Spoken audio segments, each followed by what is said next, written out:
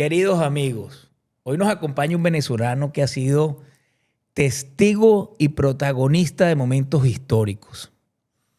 Desde los estudios de Radio Caracas Televisión, durante el cierre más emblemático de la televisión venezolana, hasta las tribunas del Parlamento Nacional y más tarde los estudios de EBTV en el exilio. Miguel Ángel Rodríguez ha hecho del periodismo su bandera de lucha y la verdad ha sido siempre su causa. Hoy vamos a descubrir el hombre detrás del periodista, al ser humano que ha tenido que reinventarse en cada etapa de su vida, con coraje, fe y una convicción inquebrantable en la libertad. Bienvenido, Miguel Ángel. Gracias por estar con nosotros. Un gusto y un honor estar en tu programa. Muchísimas gracias por la invitación. No sabes cuánto me alegra tener la oportunidad de conversar con una persona que tú eres muy conocido por todos los venezolanos y más allá, por muchos latinoamericanos que te siguen. Sin embargo, muchos no conocen quién es ese Miguel Ángel de carne y hueso que nació en Táriba hace unos cuantos años, 1965, creo. 1965, sí. Cuéntame. Ese es el modelo del más famoso Mustang. Bueno, fíjate. Mustang 65. Que competía con el Camaro. Sí, señor. ¿Te acuerdas? Sí, señor. Sí, señor. Mira, ¿cómo era esa infancia tuya en Táriba? Bueno, la verdad que no fue en Táriba. Yo nací en Táriba porque ahí estaba una maternidad muy famosa a donde iban a dar a luz muchas señoras de San Cristóbal y de Táriba, que es donde yo nací, nunca oculto. Yo soy del municipio Cárdenas del Táchira, ¿no? Ajá. Y ahí había un partero muy famoso, colega de mi papá, el doctor Marino Rivera, además que se graduó con mi papá de médico en la Universidad de los Andes. Luego se encontraron allá en Táchira después de un poco de años y ese fue mi padrino de paso. Y mi papá, gastroenterólogo, por aquellos años trabajaba también en ginecobstetricia, en la maternidad de Táriba, y entre los dos me tomaron a mí saliendo de mi madre, doña Doris, en paz descanse, ¿no? Tu papá era gastrólogo. Gastroenterólogo. Gastroenterólogo y al mismo tiempo era Sí, ginecólogo. partero, le echaban broma. ¿Qué tal el gastroenterólogo partero? Pues tú sabes que en aquellos años, aunque siempre las escuelas de medicina, las facultades de medicina en Venezuela fueron muy renombradas en el mundo por la formación integral tan maravillosa que dio a nuestros galenos, tú lo recordarás, sí, sí, ¿no? sí.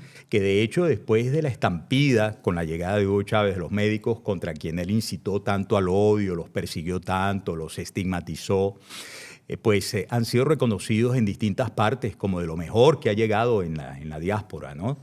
Algunos países tienen unos médicos excelentes. Bueno, aquí mismo en los Estados Unidos, ¿cuántos de nuestros médicos no han sido reconocidos por sus investigaciones en favor de la cura y el tratamiento de enfermedades muy importantes? Bueno, Así es, y en España los han aceptado directamente sin casi hacer una reválida. Así y es. En Chile tuvieron que incorporarlos directamente. Sí, en Chile también, pero les agradecen tremendamente lo que hay, ¿no? De capital profesional y de capital humano, porque yo creo que ese tema del capital humano, sin hablar mal del especialista en los Estados Unidos, pero diferencia mucho al médico venezolano del médico en otras partes. En general, el médico venezolano es muy humano, su proxémica con el paciente es de mucho alivio también en lo espiritual, más allá de lo corporal, de lo fisiológico, ¿no? Entonces, bueno, yo no sé por qué terminé hablando de esto si solamente te estaba hablando de Táriba. Ese es un tema interesantísimo que nos sentimos muy orgullosos de nuestros médicos, porque en otras tierras pareciera que no tienen esa proximidad con el paciente. Sí. Así pues que me parece muy... Pero fíjate que más adelante, por esas razones, y por yo respetar y apreciar tanto eso, y por ser mi papá médico, cuando fui diputado, aunque yo me dedicaba a investigar algunos asuntos y fui presidente de la Comisión de Cultura de la Asamblea Nacional, hubo una línea de investigación que me movió mucho por hacerle un tributo a los médicos. Okay. Y que fue la Cruzada Nacional Hospitalaria, para denunciar, chico, el hecho del tráfico del gobierno chavista con el derecho a la salud de mucha gente, desmontando y volviendo a montar a medias y desmontando otra vez y todo lo demás. Era ministra de la Salud de Eugenia Sader, la coronel Eugenia Sader, junto a un grupo de cercanos de ella haciendo negocio con el tema de montar servicios, desmontar servicios, remodelar hospitales y tal. Todo era un pandemonium que el propio Chávez hasta se lo reclamó en una oportunidad. Dijo, no podemos seguir en esta probadera de recursos y resulta que alguien se está robando los reales. Era ella misma. ¿Viste era ella misma. qué experiencia tan impresionante tienes tú con el micrófono? ¿Por qué? Que te fuiste a, creo, como al punto 5 que quiero tratar contigo. Bueno, retrocede. Pero vamos a regresar a ese punto. Pero quiero que nos hables un poco de, porque tus valores han determinado tu vida. Tú eres una persona que asume compromisos, que ha logrado construir una verdadera credibilidad de parte del público en cuanto a lo que dices y haces. Y quisiera que nos hablaras un poco de dónde vienen esos valores, porque me imagino que en el hogar había gran parte de lo que hoy es, Miguel Ángel. Mi papá y mi mamá. Claro. Tú sabes, me preguntabas por la infancia. Yo recuerdo, además de mi gran infancia, con dos padres maravillosos, amorosos, como mi papá, el doctor Rodríguez, que tiene, mi querido Ramón, 93 años, está vivo todavía. Mi mamá, en paz descanse, doña Doris. ¿Y qué hacía tu mamá? Mi mamá era activista social, y a eso voy. Ah, por ahí vienes tú. Mi mamá fue cofundadora con don Antonio Aragón. No sé si tú recuerdas, don Antonio Aragón, el papá de Antonio Adolfo Araiz. Imagínate, ¿no? Tú eso. Ajá. Por eso triple A, Antonio Adolfo Araiz. Tengo tiempo que no lo veo, pero donde nos vemos, decimos, somos hermanos. Y te voy a decir por qué.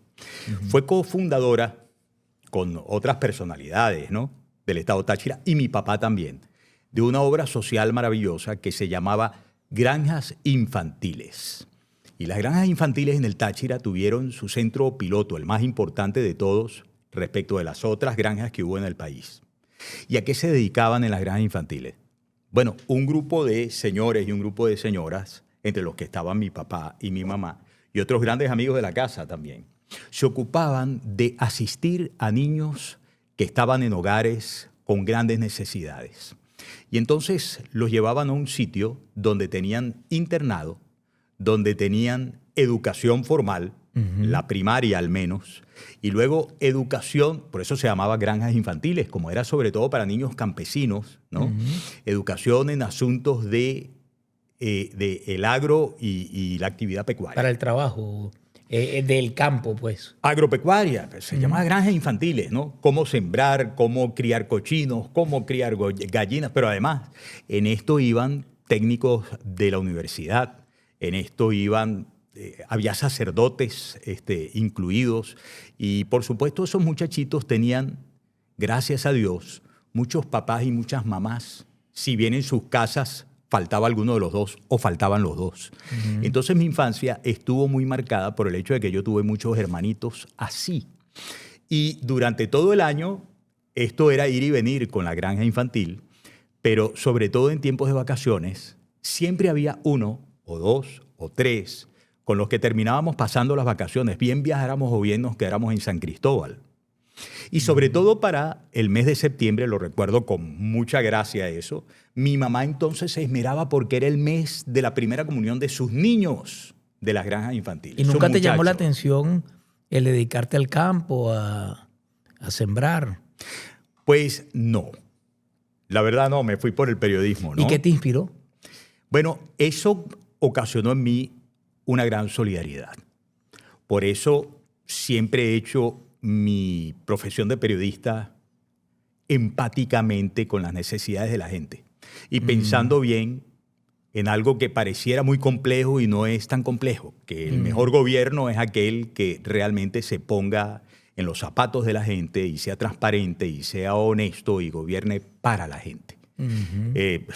Entonces fue como una búsqueda. No se me quemaron los sesos, ¿no? Sí, pero hay una búsqueda de el periodismo, entiendo yo que bien entendido, es la búsqueda de la primera verdad. ¿Dónde está la verdad de verdad? Bueno, el bien común. Y creo el bien común. Entonces creo que por allí quizás fue alimentándose tu deseo de ser comunicador social. Sí, y además, sin empacho, yo lo digo, yo soy desde pequeño un ser político. Y además, cuando hablamos de bien común, entonces ya verás por ¿Te dónde consideras vengo, un ¿no? animal político o no? Yo no sé qué tanto animal. Sí. Porque tú sabes, se le dice animal político a un tipo que es un fenómeno en lo político. Pero yo sí digo con todas sus letras, yo soy político. Y es más, llamo a la gente a hacer política sin caer en el ¿Por qué engaño. dices que tiene que ser? Porque pides a la gente que haga política. Porque la política es la gente que actúa en cuanto a la cosa pública, a intervenir en la cosa pública, y la cosa pública es la cosa en sociedad que nos marca a los seres humanos y nos distingue del resto de los animales, ¿no? ¿Crees que nos ha hecho daño eso de yo no vivo de la política y por eso no me interesa la Yo política? sí creo. Esa frase tan trillada que mucha gente la ha utilizado. Tú sabes que yo hubo un momento en que me metí a ser actor en primera línea en política. O sea, a mí no me vengan a decir que, además, qué chantaje. Qué chantaje. Cuando decían desde el gobierno, no, es que ese no actúa como periodista, sino como actor político. ¿Y quién dijo que un periodista no puede ser actor político? Un abogado puede ser actor político, un economista puede ser actor político, un médico puede ser actor político, porque un periodista no puede ser un actor político, Bueno, si es un ente social. Se les quiere un actor. ¿Ah? También Macron era un actor. Además, ¿no? O sea, fíjate cómo terminaron siendo presidentes de países. Además, pero fíjate que el interés en la política es el interés en influir en las reglas de la sociedad para que realmente podamos vivir mejor. Y si buscamos desde el periodismo o desde la política abiertamente el bien común, pues bueno, yo creo que no hay mejor o más noble objetivo que hacer las cosas bien, ¿no? Y bueno, eso fue lo que marcó desde pequeño mi experiencia con la actividad social de mi papá y de mi mamá. ¿Y estudias periodismo no en el Táchira? ¿Por qué te vas al Zulia? Bueno, porque para aquel entonces no había escuela de periodismo. No había. Pero sí te voy a contar una cosa. Yo hice 2 años completos de Derecho en Maracaibo, en la Universidad del Zulia. Y me fui por irme por... Porque te fuiste al Zulia y estudiaste comunicación social, No, estudié 2 mención años de Derecho. audiovisual, creo. Sí, que pero es la estudié cosa. 2 años de Derecho antes, en Ajá. el Zulia. Y eso lo hice por irme con mis 2 hermanos mayores. En paz descansen los 2 también, ¿no? ¿Murieron tus hermanos? Murieron los 2, Ah, sí. cuánto lo siento. ¿Tú eres uno de los menores? Yo soy el cuarto. El cuarto, ok. El cuarto. Pero tú sabes, emparrandado con mis hermanos mayores, no, si se van ellos, yo también me voy. Ajá. Y yo hice 2 años de Derecho, pero aunque al final, tú sabes, por el ejercicio del periodismo, siempre, tú recuerdas en Radio Caracas que yo agarraba la Constitución y la tenía marcada. Ajá, y, sí. y la las mostrabas leyes y y la tal. mostraba. Mucha gente pensaba que yo era abogado, fíjate. Y yo cambié de carrera habiendo terminado los 2 años de Derecho, porque en la Universidad del Zulia estaban muy cercanas las escuelas de Derecho y de Comunicación Social. Todo estaba en la Facultad de Humanidades, ¿no? Correcto. Entonces yo me veía con los estudiantes de Comunicación Social. Yo no sabía ni lo que era eso, ¿no? Yo, Comunicación Social. Pero las muchachas me imagino que eran muy bonitas y por eso un Las de poquito... Derecho también. O sea que tú estabas en el... Yo las veía las dos igual. Estabas donde había que estar. Yo las veía las 2 igual, sí. Pero en el cafetín coincidíamos. Ajá. Y yo antes oía eso de comunicación social como trabajo social, ¿no? Pero entonces ahí yo, pero espérate, esto es la radio, esto es la televisión, esto es tal. Qué bien. Y entonces hice el cambio. Hice el cambio y yo creo que para bien, ¿no? Aunque después hubiera mucha gente que pensaba que yo también era abogado. No, no lo soy. No lo soy. Ahora, tú te gradúas en el 98, tienes 23 años. Y a mí me sorprendió muchísimo que muy rápido, no solamente asumiste rol, por supuesto, apenas te gradúas eres periodista, pero en el año 92 eres fundador de Televen. O cofundador del equipo fundador. Del equipo fundador de Televen. Y participas no solamente en la labor como periodista, sino también en roles administrativos. En fin, comienzas a despertar no solamente el talento en ti que tienes natural en el campo periodístico, sino ya el liderazgo desde el punto de vista organizacional. Es que tú sabes que yo siempre he sido un fastidio con el tema de lo creativo. Siempre me gusta andar inventando. Me dicen que eres muy exigente. Bueno, sí, tú sabes que una cosa que Honor me hizo, ¿no? Allá alguien dijo, ladró el director. Por allí creo que te conocen bien. ¿Sabes qué? Honor me hizo la gente de Radio Rochela en una oportunidad que montó un sketch con un personaje para parodiarme, ¿no? Y tú sabes cómo lo llamaron. ¿Cómo? Regañángel. No Miguel Ángel, sino Regañángel. ¿Y por qué eso? ¿Tú eres muy perfeccionista? Eso es muy fastidioso, sí, perfeccionista. He ido mejorando esas cosas, la verdad. Hubo un momento en el que yo mismo debo aceptar que era insoportable, insoportable.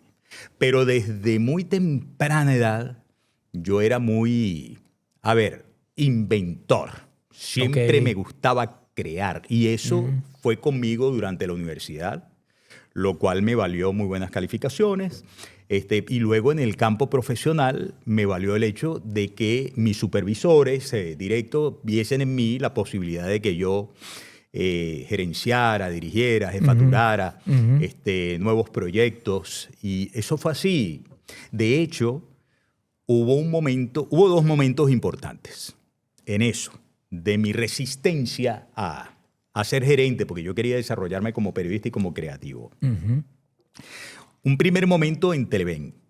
En Televen, cuando ya yo soy nombrado sorpresivamente y por aprecio de don Omar Camero y alguien que estaba allá, Vicente Calandrielo, a quien siempre recuerdo con mucho cariño, me mandan un viaje a Atlanta, a CNN, y cuando regreso me reciben con que eres el nuevo gerente de información y opinión del canal. Yo decía, pero bueno, y esto no se le pregunta a la gente. Tremenda responsabilidad. Además, ser jefe de todo un equipo de amigos que cuando yo había comenzado años atrás, yo era redactor de esos reporteros, ¿no? Es decir, yo estaba desde el punto de vista de los escalafones por debajo de muchos de ellos.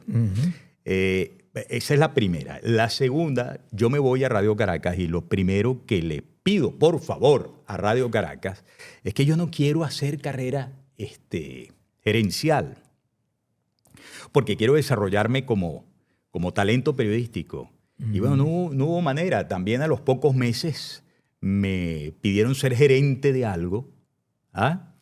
Y después, en algún momento, yo volví a retirarme y volvieron. Entonces, Eduardo Zapena, en paz descanse, mi hermano mayor y alguien a quien le debo tanto yo en mi carrera en Radio Caracas Televisión. También me llamó y me dijo, Miguel Acho, no te salvas. Eres gerente de tal y cual. Total que eso siempre me acompañó.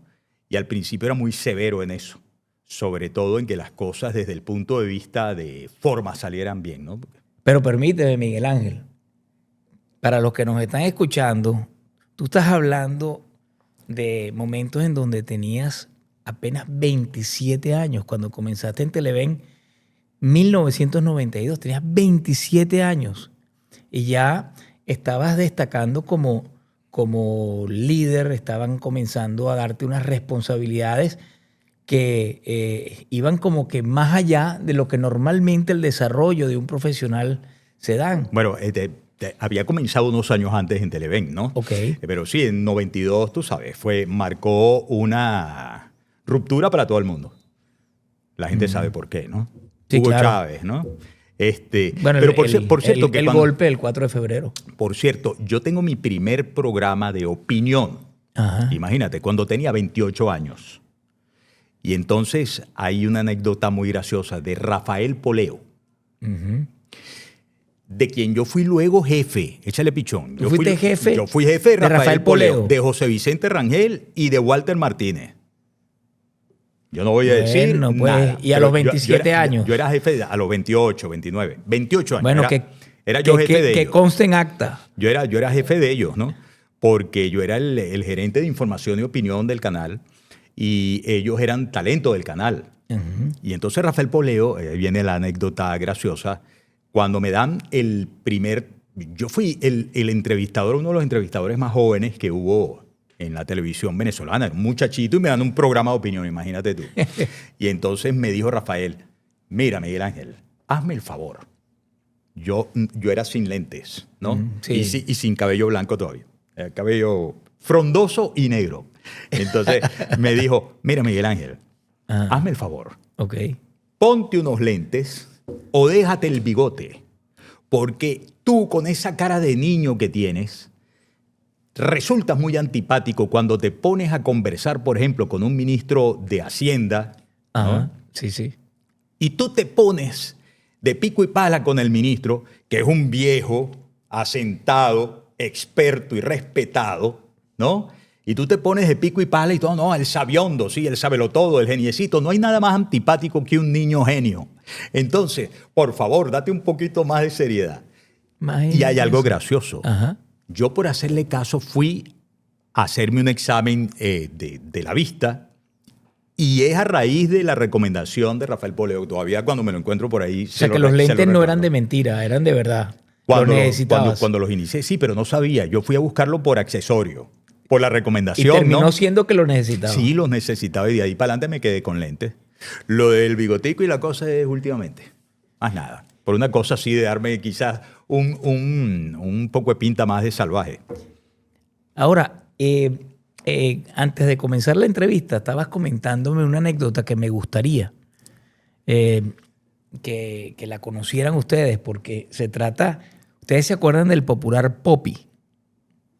Johnny López. Johnny López. Bueno, resulta ser que Johnny López era un gerente importante en Radio Caracas Televisión y además era Poppy. Y resulta ser que hay unas cuantas anécdotas que me comentó Miguel Ángel y me gustaría que les comentaras algunas. No, bueno, Johnny López, el popular Poppy, era una persona con la que yo siempre iba como a evaluar mis propias creaciones, mis propios proyectos, ¿no? Uh-huh. Yo me la pasaba inventando. Yo inventé muchos programas para la televisión. Hay unos cuantos que fueron adelante, que tuvieron éxito, y personajes ¿Cómo que cuáles? se desarrollaron. Bueno, en el caso de televisión había uno que se llamaba Frente a los Reporteros. Estaba, tú sabes, en la salida, en el cambio de Damelis Díaz a Miguel Ángel Rodríguez, hubo una cosa que se llamaba algo así. Lo de hoy es noticia, era el de Damelis, ¿no? Pero había Frente a los Reporteros, Dicen y Hacen, que hice junto a Alba Cecilia Mujica, y otros formatos que fueron de mi creación, ¿no? Además que yo creaba para otras personas también, ¿no? Por ejemplo, el famoso formato de La Bicha con Berenice Gómez, ¿no? Ajá, Fue una creación sí. La nuestra. Bicha, que eso era, bueno, muy escuchado. No, eso muy fue visto. Eso fue un exitazo, ¿no? Era los domingos, creo. No. La Bicha con Berenice era todos los días, después de la entrevista. Ella comenzó siendo un segmento. Uh-huh. Y yo originalmente había creado ese segmento bajo el nombre de Las Columnias. Una simbiosis entre columnas y calumnias. ¿No? Ah. Y se lo había propuesto a Eduardo Zapene, pero Eduardo estaba muy ocupado con sus cosas de vicepresidente. Y me dijo, Miguel Acho, yo te lo agradezco mucho, me encanta el proyecto y tal. Y yo lo tenía como muchas otras ideas guardadas en una gavetica por ahí. Y en una oportunidad grabé con Berenice Gómez y a Berenice yo le decía, cara a cara, ¿no? Yo le decía, porque ella era muy, muy ruda. Sí, Todo el mundo recordará, claro, ¿no? claro. Y yo le decía a Berenice, tú me das pena ajena, tú me das vergüenza. Porque era cuando íbamos, por ejemplo, siendo reporteros a unas interpelaciones, la manera como entrompaba Berenice a los políticos era una cosa que todos nos quedábamos así como que, Sí, ¿no? sí, claro, claro. Y entonces ella estuvo en un programa conmigo y fue así también, muy estrambótico todo. Uh-huh. Y yo le perfilé ese personaje, ¿no? Uh-huh. Y de hecho, comenzó siendo un segmentico pequeño y luego se convirtió en Los Chismes de la Bicha y fue muy exitoso. Uh-huh. Pero bueno, así como ese, otros proyectos. Y yo cada proyecto lo sometí a consideración de Johnny López. Poppy. Porque Johnny era un gran productor, formado por Renio Tolina, ¿no? Bueno, poca gente lo sabe, me imagino. Sí, no, pero un tipo muy respetado. ¡Ey! Y era así como a mí me dijeron en Radio Rochela, Regañángel. Él era de cuidado, era muy severo. Entonces yo lo llamaba a Johnny y le decía, Johnny, ven acá, oye este proyecto. Y yo empezaba a contárselo. Yo me levantaba de mi silla y empezaba a contarle y tal, a venderle el proyecto. Y yo le iba viendo la cara a Johnny. Si Johnny se iba emocionando y tal, yo seguía adelante. Pero si yo veía a Johnny así, yo decía, esto no sirve para nada. Porque un broche de oro, por lo menos un indicativo para mí de que era una buena idea, realizable en televisión, era cuando Dionis decía, eso tiene can, can, tú sabes, el pam, pararán, pam, pam, pam. Entonces decía can, cararán, can, can. Y si decía que eso tiene can, can, sí va. O sea, está ¡Pum! genial. Sí. Bueno, y de ahí surgieron muchos segmentos de la entrevista. Ese que tú recuerdas tanto del avión y esas Sí, cosas, sí, ¿no? sí, sí, El hablarle a la pantalla. Eso fue innovador, ¿no? Tú sabes, el poner unos materiales, eso le sacó mucho la piedra al régimen. Muchísimo, muchísimo. ¿Cómo es eso de hablar en Bueno, la pantalla? poner a hablar Cuéntame. a Chávez, por ejemplo, en aquel tiempo. Ahí de tú a tú. Y yo responderle, y él decir otra cosa, y yo responderle, y tal, y de repente yo decir, pero qué torpe, qué torpe, qué torpe su asesor que le ha dado ese consejo.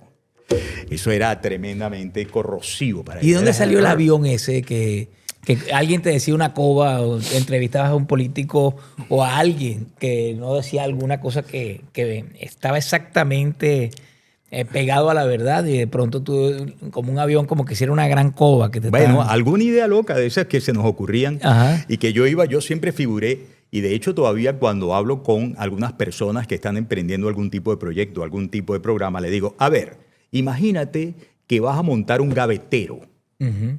¿no? Con muchas gavetas. Comienza a producir ideas de secciones y las vas metiendo en cada una de las gavetas.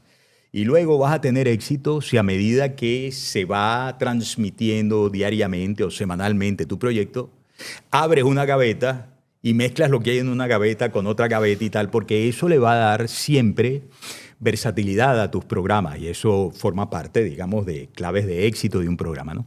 En un programa de televisión tienen que pasar cosas. En un programa de radio tienen que pasar cosas. Igual que cuando estás leyendo un libro, la lectura de un libro tiene que generar en tu mente cosas, tiene que disparar tu imaginación, ¿cierto? Ujú, correcto. Entonces es así, nadie está, digamos, descubriendo el agua tibia en eso. Pero Claro, pero me gusta la idea que estás zumbando de las gavetas, porque a ti, Miguel Ángel, te cerraron muchas gavetas de pronto. Gavetas que estabas llenando de ideas, de sueños, y de pronto empezaste a ser perseguido por el régimen, por todo esto que nos estás contando. Ajá. Y de pronto, de haber tenido una vida luchando por la libertad de todos, por la libertad de expresión, de pronto comienzan a afectar tu vida. ¿Nos puedes contar algo de eso? ¿Tú sabes cómo se acabaron las granjas infantiles? Ajá, cuéntame. Qué bonita historia la de las granjas La de infantiles, ¿no? cuando tu mamá. La de mi mamá y la de mi papá. Ok. Imagínate cuántos años Ujú. ellos al frente de las granjas infantiles. Yo ya estaba trabajando en Radio Caracas Televisión Ujú. cuando se enteraron que era mi mamá la directora de las granjas infantiles. Imagínate tú eso. Entonces la persiguieron para callarme. ¿Sabes de qué la quisieron acusar? De corrupción de menores. ¿Sabes uno de los grandes orgullos que yo tenía cuando estaba de gira, bien como periodista o bien como político, que de repente fuese a Ciudad Bolívar y llegaba un tipo, independientemente de su indumentaria, independientemente de lo que había hecho con su vida, y llegaba y se me paraba enfrente y dijera, Mamadoris? ¿Sabes? Eso era como Claro, un golpe al corazón. claro. Porque yo le decía, tú eres un niño de granja, ¿verdad? Claro que soy un niño de granja. Bueno, tú puedes creer la crueldad, chico, de por hacerle daño a Miguel Ángel Rodríguez, terminar persiguiendo a su madre. Lo mismo ocurrió con dos hermanos, con tres de mis hermanos. Con tres O sea, no de se- mis hermanos. primero no se vinieron de frente contra ti, sino... Bueno, sí, claro, por favor, a mí Ah, me ok. abrió Diosdado Cabello. Una causa por instigación a delinquir, incitación a rebelión, conspiración y delitos contra la seguridad de la nación, justo el día en que él mismo había decidido, como jefe de Conatel, haciendo uso retroactivo de una norma que habían inventado, cerrar RCTV Internacional, que fue lo que vino de RCTV después de su primer cierre en el año 2007. RCTV Internacional estuvo operando hasta el año 2010. y tenía tanto éxito. ¿Y por qué tenía tanto éxito? Porque nosotros fuimos infranqueables, porque nosotros no negociamos, porque nosotros nos mantuvimos incólumes. ¿Ah? Yo recuerdo el día, el primer cierre de Radio Caracas Televisión, todos en el lobby, ¿recuerdas eso, no? Eso es lo que ¿Recuerdas te esa iba a estampa preguntar, dolorosa, no? ¿qué sentiste tú ese Un 27 de desgarramiento mayo muy de grande. 2007? Eso fue, bueno, lo que sintió el país. El país todo se desgarró esa noche. Y yo recuerdo que en ese lobby de RCTV, yo ya no quería porque yo había abierto la transmisión ese día, pero me dieron en un momento la palabra y yo lo que dije esa noche fue siempre de pie, nunca de rodillas. Y esa fue una actitud que mantuvo tanto la planta directiva como la planta completa de trabajadores de Radio Caracas hasta el sol de hoy, por la cual yo me siento tan orgulloso. Y yo sé que la familia RCTVista es una cosa muy grande en cuanto a los valores y principios que reconoce Venezuela. Y yo no sé qué nos deparará el futuro, pero uno de los sueños que tengo es poder reunirme con todos, independientemente de si yo voy a trabajar en algo que pudiera ser la nueva RCTV o no, porque eso será decisión de sus dueños y decisión mía también. Pero yo sí quiero estar en esa fiesta de reapertura, ¿sabes?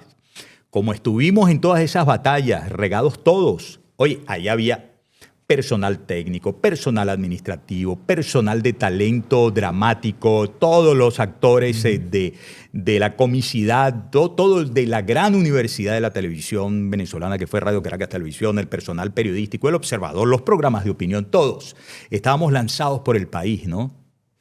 Luchando por la libertad de expresión. Y no con pocos ataques, todos amenazados. Y lo hicimos. Entonces, para celebrar el fin del oprobio, el fin de esa pesadilla, yo sueño con que nos veamos las caras nuevamente. Estás invitado a esa fiesta. Espero que me invites, claro. Estás invitado a esa fiesta. Me leíste la mente. Ahora, te interrumpí cuando ibas a hablar que persiguieron a tus hermanos también. Ah, bueno, un hermano juez. Iris Varela fue de pronto a un programa. Ella había pedido el día anterior un derecho a réplica porque había entrevistado yo a Teodoro Petkov. Y Teodoro había dicho que Iris Varela y su pareja se habían comprado una casa muy lujosa creo que era en el estado de Aragua. Lo dijo Teodoro, no lo dije yo.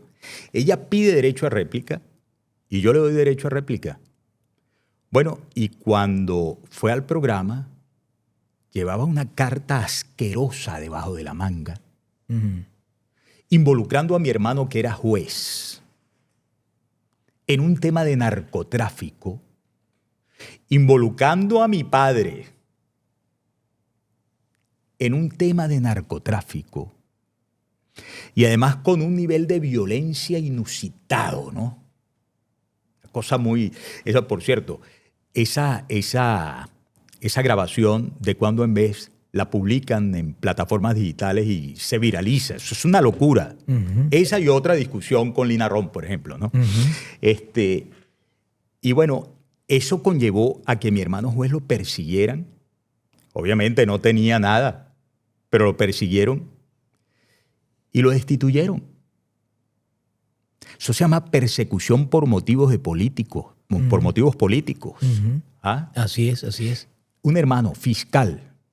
Cuando los eventos del 2002, él era fiscal del Ministerio Público y lo comisionan a hacer una visita domiciliaria en la casa de la familia de Iris Varela. Él va, hace la visita domiciliaria, respetuosamente llega, respetuosamente pregunta, revisa respetuosamente y respetuosamente levanta el acta. No había nada. Nada más se enteraron de eso. Lo persiguieron, lo sometieron a juicio. ¿Tú sabes quién al final del día tuvo que dar la cara? Me imagino yo el rollo que se armó luego en esa casa. Una hermana de Iris Varela. Viendo la injusticia que se estaba a punto de cometer, valiente mi hermano enfrentó todo eso, ¿no? Sí, sí, sí. Estaba a punto de irse preso. Es de familia por lo y entonces, que estoy viendo. Una hermana de Iris Varela se presentó y testificó. ¿No? El doctor Rodríguez se comportó como un caballero, fue profesional, no nos agredió y tal y cual, se acabó. Bueno, y así por el estilo. Bueno, fíjate que 2007 cierran Radio Caracas Televisión, señal abierta. Luego 2010 la cierran también. En lo que fue, ¿cómo le llaman a esto? Señal cerrada, internacional. Televisión por suscripción. Televisión por RCTV suscripción, que les Internacional, estaba yendo sí. muy bien. Sí. Y cerraron.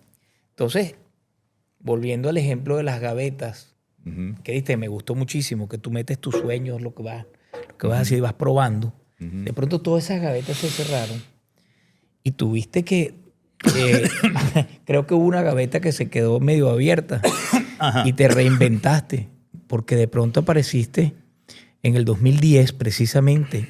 No sé si coincide o si fue una decisión que tomaste sobre la marcha, que decides contarte en unas primarias en el Táchira, que ganas con el 85% en contra de todos los cogollos del país.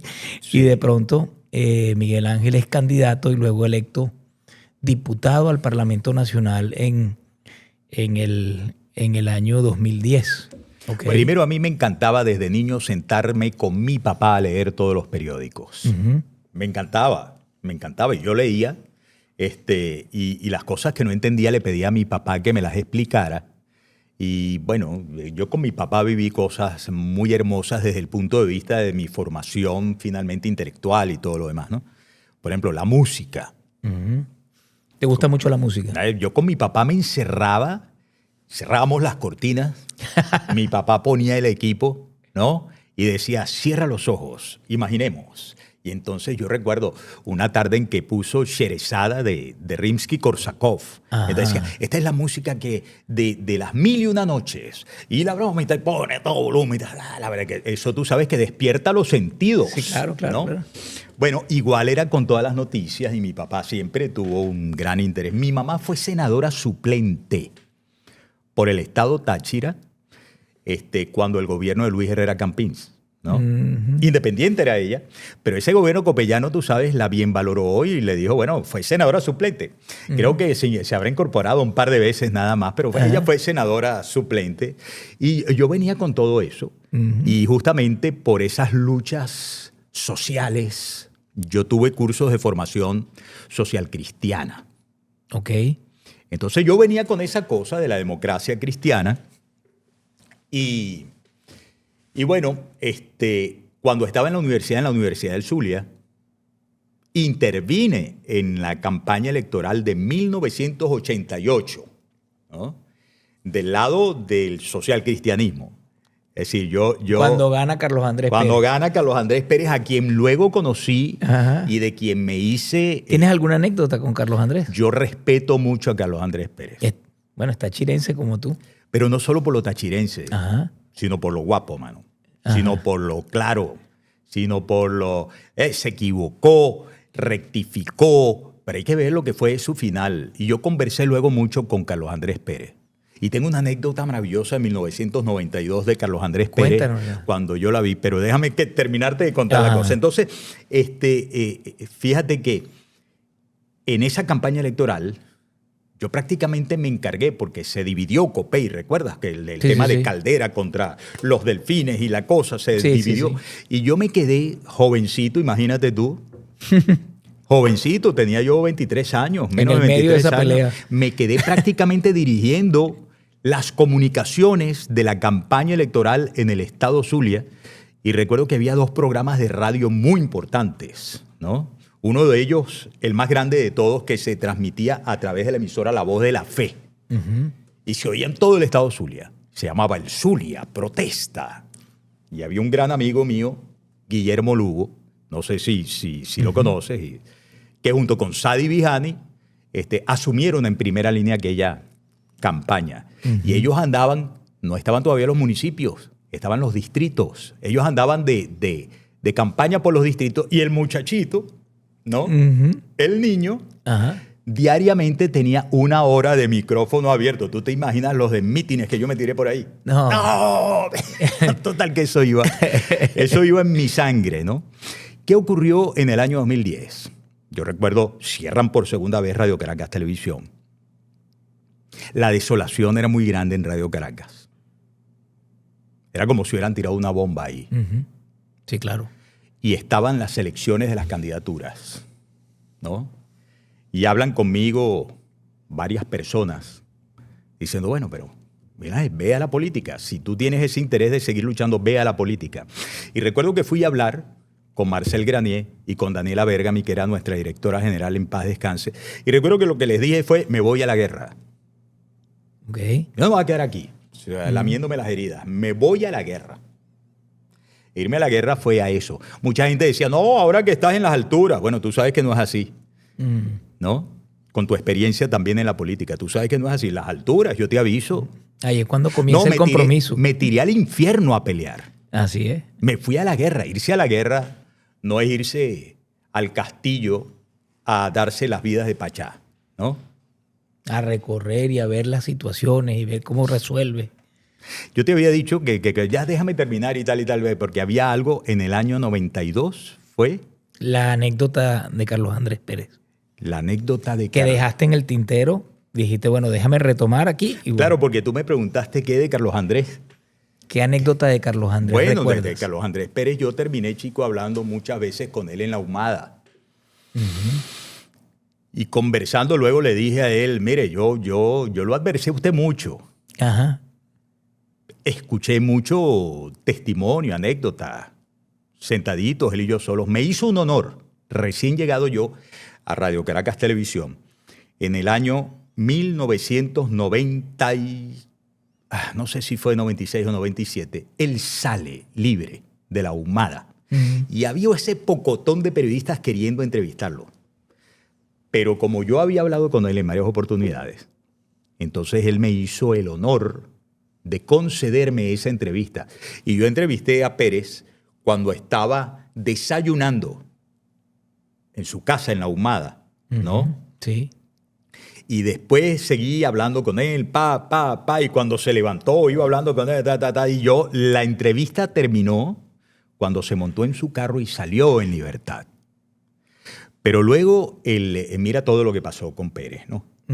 Y yo creo que a Pérez hay que darle el lugar que corresponde en la historia. Porque además de advertir todo lo que venía, siempre dijo él, mi gran error, haber hecho caso de aquella formación del grupo de los notables. Eso entrañaba la traición más grande a los venezolanos. Eso era un puente de oro para la llegada de lo que llegó. Y mira lo que llegó. Así es, así es.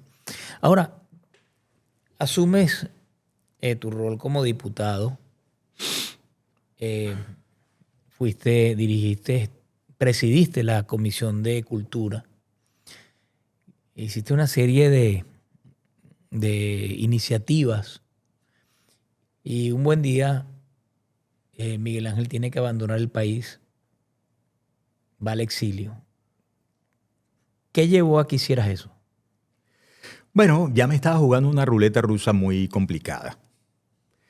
Yo quise ser gobernador del estado Táchira y competí como independiente por algunos errores tácticos míos, primero que todo míos, ¿no? También de algunos colaboradores. No logré apoyos importantes, por ejemplo, del partido con el cual tenía más afinidad en el Táchira, que era el partido Copey. Se interpusieron otros legítimos intereses de amigos míos, de familias, amigas mías, ¿no? Y además la incursión como independiente de Miguel Ángel Rodríguez levantaba mucha roncha, porque luego fui aprendiendo cómo lamentablemente, y no quiero cometer un pecado de generalización porque hay muchas y muy honrosas excepciones, pero hay algunas personalidades y actitudes que terminan convirtiendo a la política en una suerte de mercado de baja ralea, ¿no? Y yo no comulgo con eso. Luego un sabio de la política en Táchira me dijo, Miguel Ángel, es que era muy difícil que no se te pusiera en contra prácticamente todo el mundo porque era muy difícil sentarse contigo a negociar cualquier cosa. ¿Pero cómo? ¿Por qué? La política hablando, no. Es que hay mucho... Pero sin duda que esos, los que no querían sentarse a conversar, sino a negociar, fueron los culpables de todo lo que pasó en Venezuela. Bueno, lo cierto es que en ese caso, fíjate, esa jugada, yo siempre digo las cosas de Dios son las cosas de Dios, ¿no? Creo que fue lo mejor que pudo sucederme, tuve una gran experiencia, pero en aquella pirueta terminó electa Lady Gómez. En lo personal no tengo nada contra Lady Gómez, pero en lo político lamento mucho que un estado como el Táchira, que ha sido durante tanto tiempo el más aguerrido en la lucha contra el régimen oprobioso, y a juzgar tenemos incluso los más recientes resultados electorales del 28 de julio de 2024. El lugar donde con más contundencia, como si no hubiera ganado en todos los estados del país, ganó Edmundo González Urrutia fue otra vez en el estado Táchira. En el estado Táchira perdió Chávez. En el estado Táchira perdió Nicolás Maduro. Y en el estado Táchira mordió el polvo el PSUV en 2024. Pero entonces, 2017, queda en manos de Lady Gómez. Yo, por cierto, Lady alzada con victoria en primarias contó con el cumplimiento de mi compromiso. Yo hice campaña. Y luego terminó alacranizándose del lado de quienes se robaron Acción Democrática. Y yo, Deco, a mí me duele eso porque yo he trabajado mucho con la familia, con las bases de todos los partidos en todo el país. Uh-huh. Y a mí me duelen lo de las bases, ¿sabes? Porque a mí no me gusta cuando dicen, no, que ser político es ser ladrón. No, espérate. Eso no se puede generalizar así. Y sobre todo, es una falta de respeto al político que más valía tiene, que es el político de las bases. Tú sabes que es así. El líder vecinal. Óigame, esa gente que tiene necesidades, esa gente que sacrifica momentos de recreación, esa gente que se desprende incluso de sus escasos presupuestos por su comunidad y que los sábados y los domingos los dedica a la militancia y a hacer un sancocho o a hacer una arepada o una sanduchada.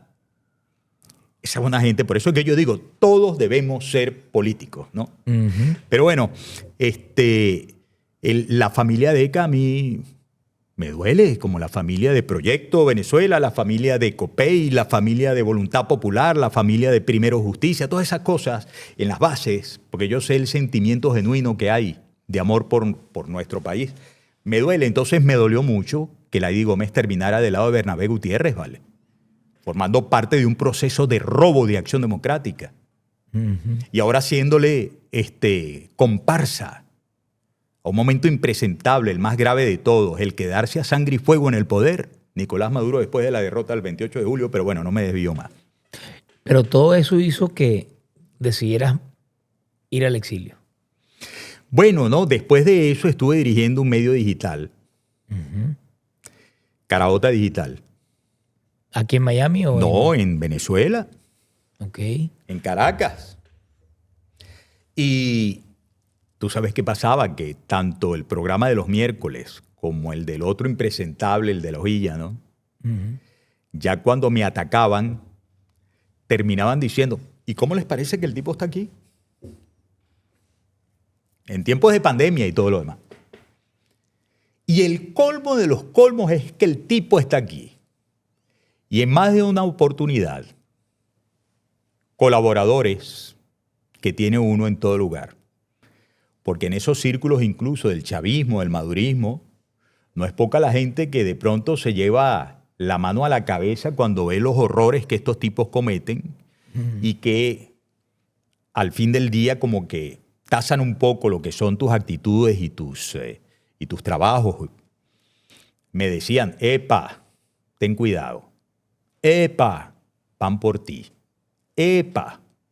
Y bueno, hoy un día... Cuando el río suena... Un día, no, pero era demasiado. Los tipos estaban cantando la jugada sí. A través de la televisión. Un día de junio de 2021, en medio de la pandemia, estaba ya en su fase final, yo agarré y me fui manejando solo desde Caracas a San Cristóbal. Yo recuerdo que eso era muy doloroso.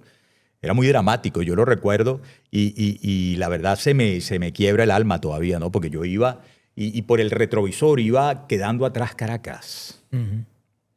Y luego fue quedando atrás toda la autopista regional del centro.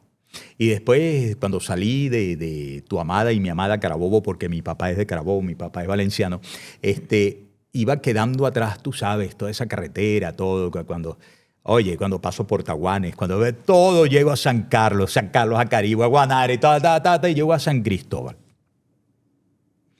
A San Cristóbal a despedirme. Y luego salir de ahí. Y había una crecida del río Torbes, perdón, del río Táchira, ¿no? Que es el que divide a San Antonio de norte de Santander, de Cúcuta. Y yo me tuve que camuflajear todo, porque la única manera era poder salir con ayuda de un grupo guerrillero. No me digas eso. Imagínate, yo en manos de la guerrilla, ¿no? Y esto era así. Había una carrucha que por una tirolina traía contrabando desde el norte de Santander hacia Venezuela, hacia el lado venezolano. Y por otro lado íbamos 5. Nos íbamos con nuestras maletas a aquel lado. ¿En esa misma carrucha? Sobre el río Crecido. Una tirolina, sí, los jalaban de allá. Sí. Total que yo pasé con 2 maletas grandes que me llevé sobre el río y llegué a un charcal del lado colombiano. Eso obviamente no se compara para nada con el dolor y el horror y el sacrificio de quienes se fueron caminando desde, por cierto, muchos desde el Táchira.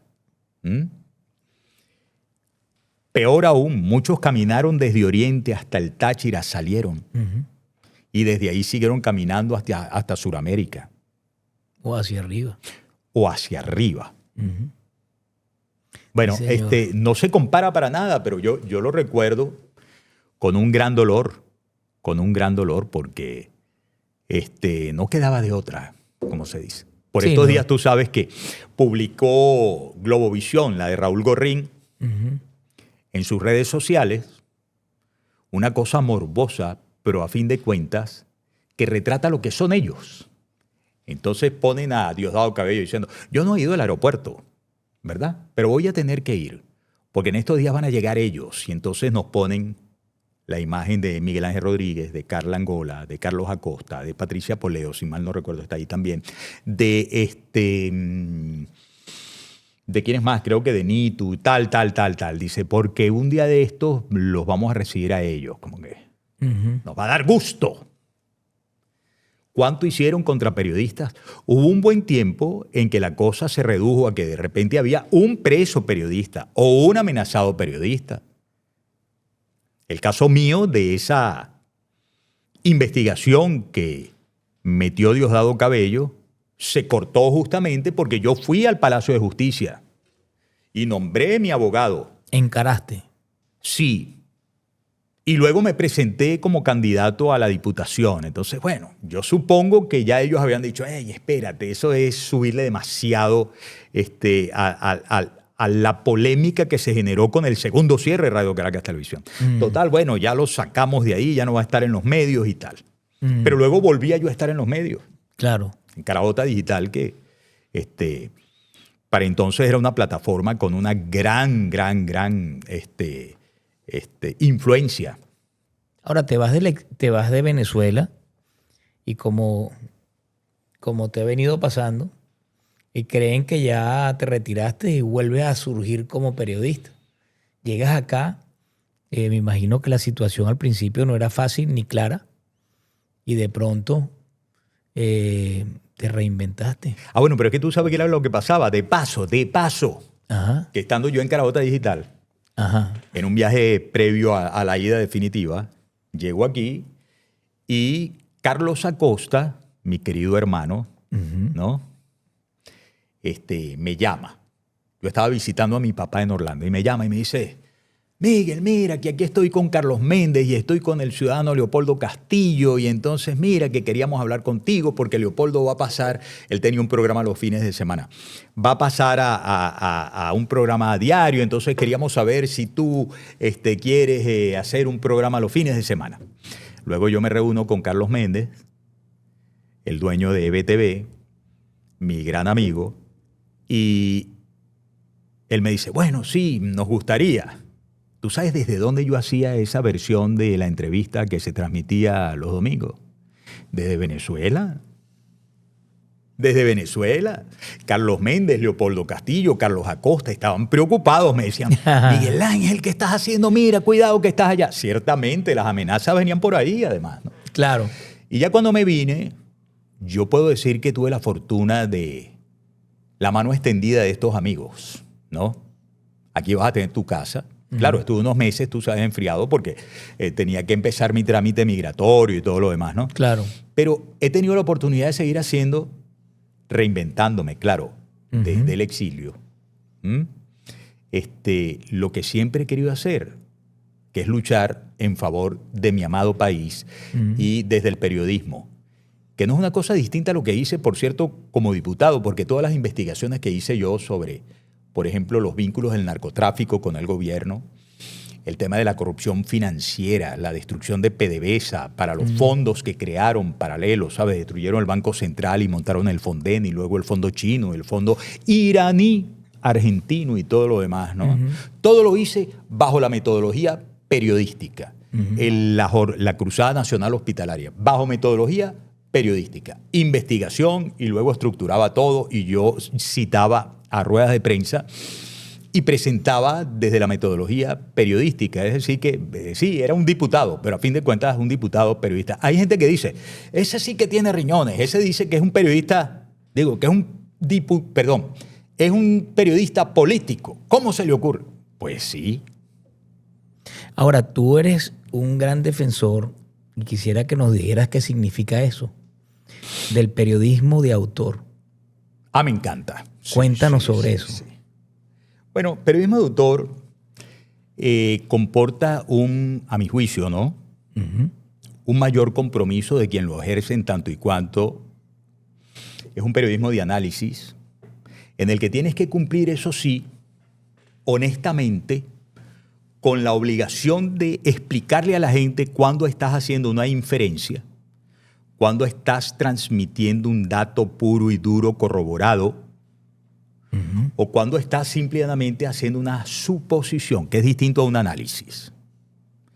Pero en todo evento estás poniendo tu nombre y tu credibilidad por delante. En este caso, esto te lo está diciendo Miguel Ángel Rodríguez. Y te voy a decir desde cuando yo comencé a experimentar de qué se trataba esto del periodismo de autor. En Radio Caracas comenzamos a tener mucho éxito con el programa La Entrevista y yo siempre planificaba para abrir el programa La Entrevista en el primer segmento con un personaje fuerte de la noticia, fuerte, un invitado fuerte. Y siempre le dedicaba la primera media hora y una vez me falló. Bueno, y estábamos al aire, teníamos que hacer algo. ¿Ah? Y le digo yo, tráigame los periódicos, que allá dejan el paquete de periódicos todas las mañanas, ¿no? Me ponen los periódicos ahí y yo empiezo a hacer mis propios análisis sobre los titulares. Entonces yo empezaba a decir, bueno, aquí en el Universal dice pam, pim, pum, pam, y empiezo yo a hablarle a la cámara. ¿Y cómo les parece a ustedes? Esto viene de tal y tal y tal y tal, y seguramente podría ocurrir que tal, pam, pim, pum, y aquella broma, yo cayéndome a golpe con los periódicos, ¿no? Al día siguiente llegaron los ratings. Subió. Fue una barbaridad. Fue una barbaridad el yo con yo.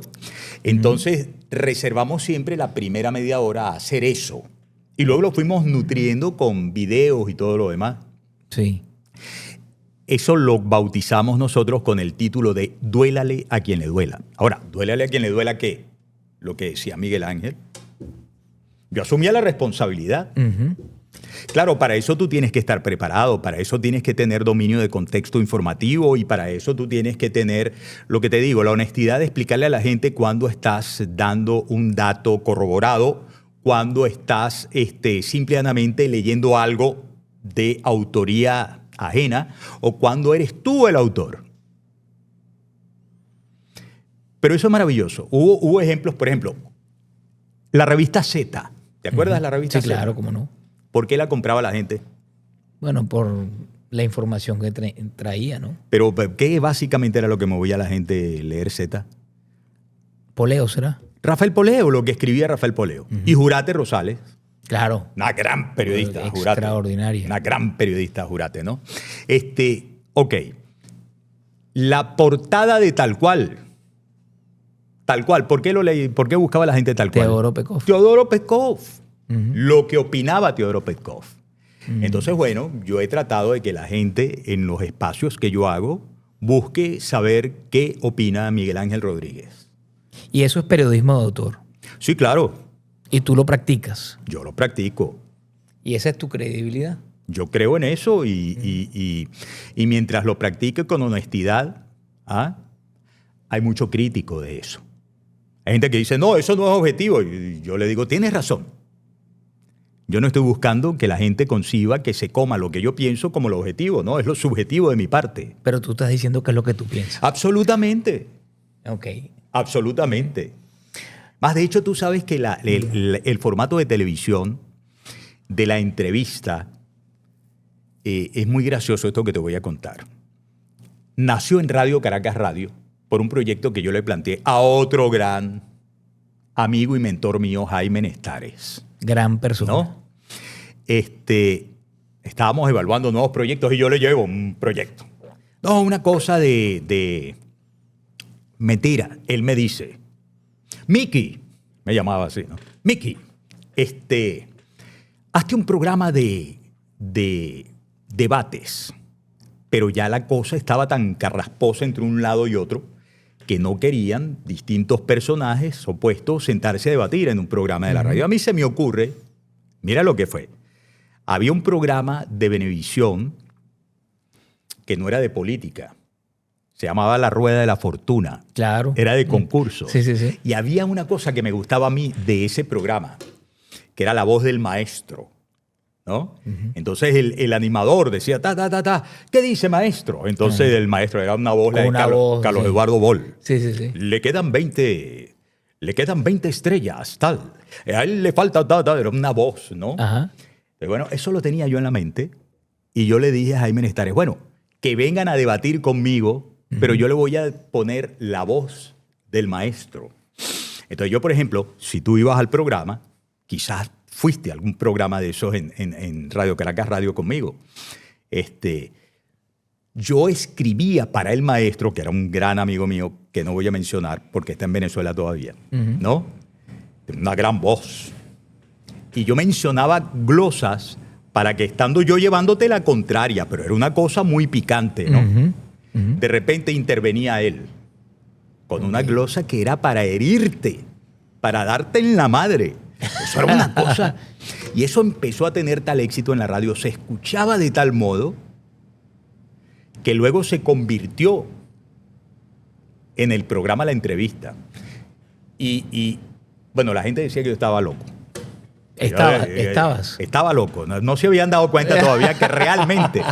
Ahora, tú que eres tan original y que todo el tiempo estás innovando, ¿por qué por años has mantenido el mismo nombre? La Entrevista. Bueno, eso es muy gracioso también. Ajá. Eso viene de Televen. Ok. ¿No? Porque, bueno, en Televen hubo un momento un poco oscuro para mí en el que mi carrera ascendente por algunas decisiones gerenciales muy coyunturales, a la postre quienes tomaron esas decisiones terminaron igual siendo amigos míos, así que no los voy a mencionar, ni mucho menos el pecado que estaban cometiendo. Pero eso ocasionó algo que al final del día fue bueno para mí. Fíjate, yo era el tipo de la emisión estelar del noticiero Televen. Y luego me bajaron al mediodía y me dijeron, es que allí va a haber posibilidades, eso va a ser una cosa de variedad informativa.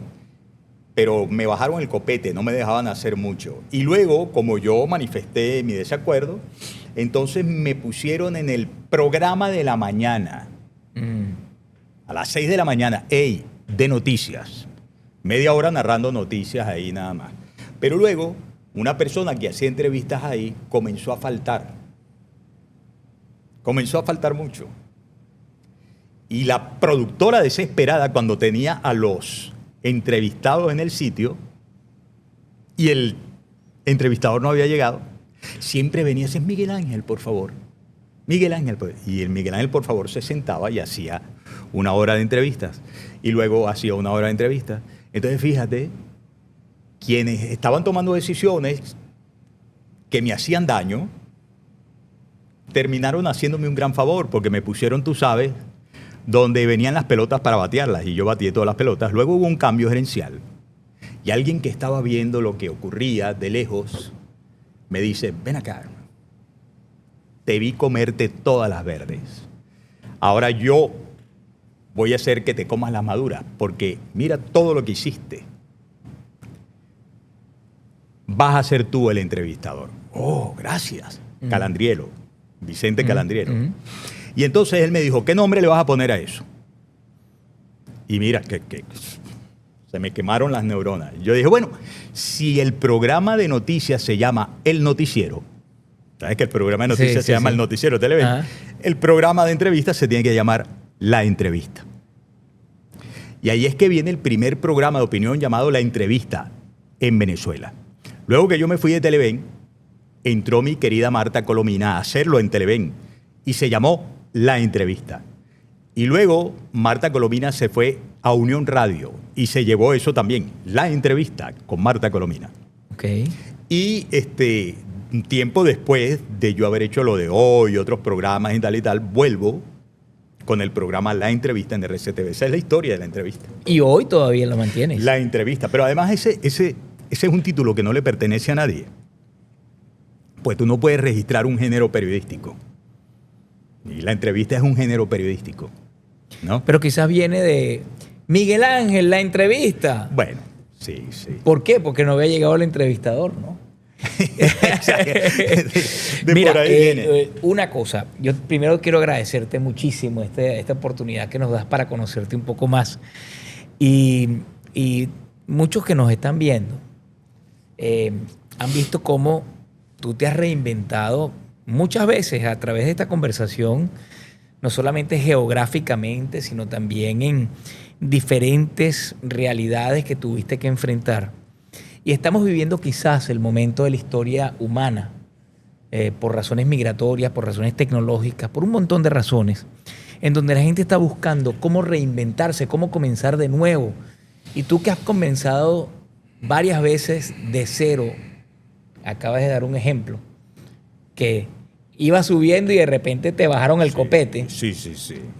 Quisiera que cerraras el programa hablándole a los que nos están viendo sobre qué les recomiendas cuando tienen esos momentos difíciles y cómo pueden hacer para que esas gavetas estén abiertas y puedan recurrir a cada una de ellas y poder ir construyendo un nuevo futuro. Bueno, lo primero que puedo compartir con tu audiencia es que tengan fe. La fe es extremadamente importante. Y no solamente la fe en Dios, que yo la tengo, sino la fe en ustedes mismos, que son expresión de Dios. Todos somos expresión de Dios. La fe en los talentos que ustedes tienen. Si tienen fe en Dios, en los talentos que ustedes tienen, y obran honestamente, seguro que todas las energías del universo se van a alinear para que ustedes puedan alinearse con personas de bien y con oportunidades para desarrollarse. Nunca sucumban ante un problema, bien sea económico, bien sea de otras características. Persistan, insistan, es lo que yo digo. Y eso que yo todavía pienso que lo mejor para mí está por venir. Porque yo le doy gracias a Dios por todo lo que he tenido en mi vida personal, en mi vida profesional. Pero siempre le pido a Dios que me abra los horizontes y que me permita ver cuánta oportunidad hay para seguir adelante. Y algo extremadamente importante, diviértanse mucho. Diviértanse mucho, porque es lo contrario a deprimirse. Yo tengo un cuento muy gracioso con mi mamá. Mi mamá empieza a sufrir mucho con las amenazas que me hacían. Y una vez muy angustiada se comunica conmigo. Yo me había tenido que enconchar, pues me estaban persiguiendo. Pero yo logro con un telefonito por ahí hablar con mi mamá y mi mamá estaba muy angustiada. Yo le digo, mamá, diviértete. Pero tú estás loco, ¿cómo que? Yo le digo, mamá, Deprimidos es que nos quieren los enemigos. Tristes, desanimados, desmoralizados es que nos quieren los enemigos. Diviértete. Es verdad, papi, me dice, es verdad. Ella murió por un cáncer que le dio, que se la llevó rapidísimo, pero murió a la mitad de mi campaña de las primarias para la diputación. Y en esa campaña ella salió a caminar conmigo, ella salió a marchar conmigo, ella fue a votar por mí en las primarias para la diputación. No pudo para la diputación propiamente dicha, pero ella era muy entusiasta, muy enérgica, y eso me quedó tanto de ella como de mi papá. Y es lo que yo puedo compartir con la gente. Diviértanse, porque es lo contrario a estar derrotados, a estar desmoralizados, a estar deprimidos. Diviértanse y hagan con fe en Dios y con fe en sus talentos lo que tienen que hacer y les va a ir bien. Gracias, Miguel Ángel, por abrir tu corazón, por compartir tu historia, por reafirmar lo que sabemos, que eres un hombre de coraje, que busca la verdad y profundamente comprometido con el país. No, gracias a todos ti. ustedes, espero que hayan disfrutado esta conversación que no se da todos los días y muchas veces no conocemos el ser humano que está detrás de aquellos que queremos y que admiramos. Un gran abrazo y nos vemos la semana que viene.